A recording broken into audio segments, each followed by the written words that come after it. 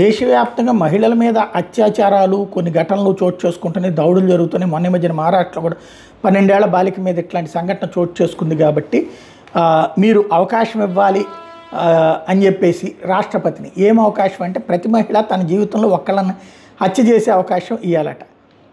వాస్తవంగా ఆమెకు తెలుసో తెలియదో మరి ఎన్సీపీ ఎస్సీ విభాగపు నాయకురాలట. అసలు పాయింట్ ఏంటంటే ఆత్మరక్షణ కోసం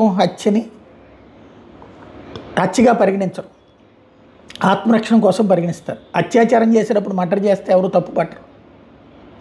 దాంట్లో ముందు చట్ట ప్రకారం అయితే కేసు కడతారు, ఆ తర్వాత అత్యాచారం ప్రయత్నం కారణంగా అని చెప్తే విడుదల పెట్టేస్తారు. పైగా వాళ్ళకి రక్షణ కూడా కల్పిస్తారు. ఇది కామన్ థింగ్.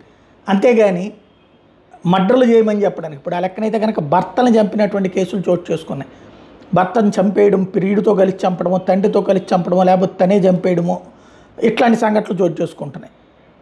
లేకపోతే మగాళ్ళని మోసం చేసి ఈ షాదీ.comలు ఇట్లాంటి వాటిట్లలో పెళ్ళి అయినా పెళ్ళి కానట్టు 25 మందిని 50 మందిని మోసం చేస్తున్నాయి సంఘటనలు చోటు చేసుకున్నాయి. అప్పుడు అట్లాంటి వాటిట్లో ఏం చేయాలి? మగవాళ్ళకు కూడా మహిళల మీద ఏదైనా దాడులు చేసే అవకాశం లేకపోతే ఇట్లాంటిది అడుగుతారా?